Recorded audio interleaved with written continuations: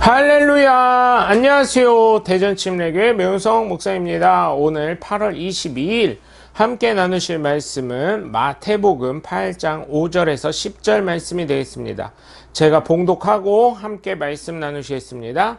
예수께서 가버나움에 들어가시니 한 백부장이 나와 간과에 이르되 주여 내 하인이 중풍병으로 집에 누워 몹시 괴로워하나이다. 이르시되 내가 가서 고쳐주리라. 백부장이 대답하여 이르되 주여 내 집에 들어오심을 나는 감당하지 못하겠사오니 다만 말씀으로만 하옵소서. 그러면 내 하인이 낫겠사옵나이다. 나도 남의 수하에 있는 사람이요 내 아래에도 군사가 있으니 이더러 가라 하면 가고 저더러 오라 하면 오고 내 종더러 이것을 하라 하면 하나이다. 예수께서 들으시고 놀랍게 여겨 따르는 자들에게 이르시되 내가 진실로 너희에게 이르노니 이스라엘 중 아무에게서도 이만한 믿음을 보지 못하였노라. 아멘. 여러분, 노예, 하인, 종이라는 단어를 들으시거나 보시거나 되면 어떤 생각이 드십니까? 사실 저는 한 번도 노예, 하인, 종과 같은 사람을 만나보지는 못했습니다. 그런데 역사책과 같은 역사적 문헌들을 보니 이러한 사람들은 안타깝게도 일명 현재 시대에 말하는 인권이라는 것이 존재하지 않았습니다. 우리가 무엇인가를 구매하고 싶을 때 구매하는 것 같은 물건의 취급을 당했습니다.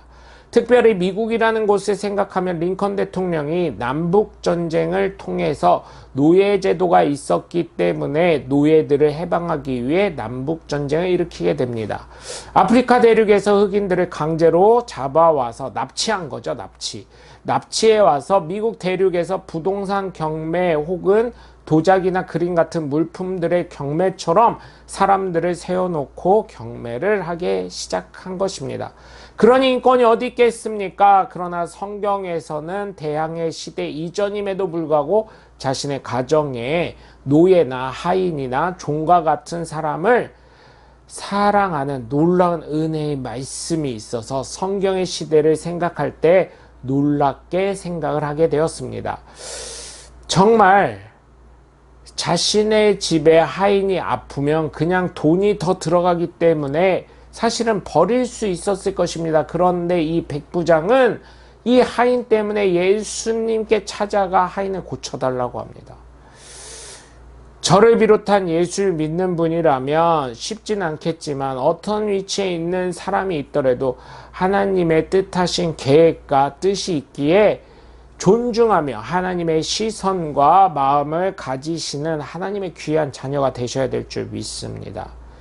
물론 이것만으로도 큰 믿음이지만 두 번째로 예수님이 말씀하시면 그거에 순종하게 되어 있다. 어떤 것이든지 순종한다라는 그 믿음을 예수님은 크게 보신 줄 믿으시고 정말 사람을 사랑하고 또한 예수님을 사랑하실 수 있는 하나님의 귀한 자녀들 되시길 주 예수 그리스도는 부탁을 드립니다. 오늘 본문을 보시면 예수님이 가버나움에 가셨을 때 한 백부장이 예수님께 와서 도움을 구하며 주님, 제 하인이 중풍에 걸려 몹시 고생합니다 라고 하였습니다. 예수님이 그에게 내가 가서 고쳐주겠다 하시자 백부장은 주님, 저는 주님을 제 집에 오시게 할 만한 감당이 되지 않습니다. 그러니 말씀만 해주십시오. 그러면 제 하인이 나을 것입니다. 저도 윗사람을 모시는 사람이고 아랫사람 보고 이리 가라 그러면 저기 가고 요리 가라면 요리 갑니다. 그렇기 때문에 이 말을 하라 하면 됩니다. 이 일을 하라고 말씀만 하시면 됩니다 라고 백부장이 말을 하였습니다. 예수님의 이 말을 놀라시며 따라온 사람들에게 말씀하셨습니다. 내가 분명히 말하지만 이스라엘 온 땅에서 이만한 믿음 가진 사람을 만나보지 못했다. 아멘. 말씀의 능력을 믿은 백부장과 같은 예수님의 귀한 자녀, 하나님의 귀한 자녀이자 예수님의 예수 믿는 그리스도인이 되시길 주 예수 그리스도 이름으로 간절히 축원합니다. 나의 생각입니다. 1번, 과연 백부장은 무엇을 위해 자신의 하인의 병 낫기를 예수님께 간구했을까요? 2번, 왜 백부장은 예수님께서 집에 방문하신다고 하셨을 때 거절했다고 생각하시나요? 3번. 나는 예수님께서 내 집에 오신다고 하면 백부장처럼 하겠습니까? 아니면 초대하시겠습니까?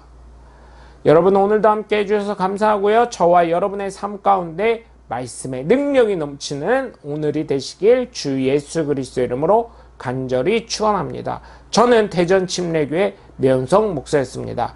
감사합니다. 샬롬.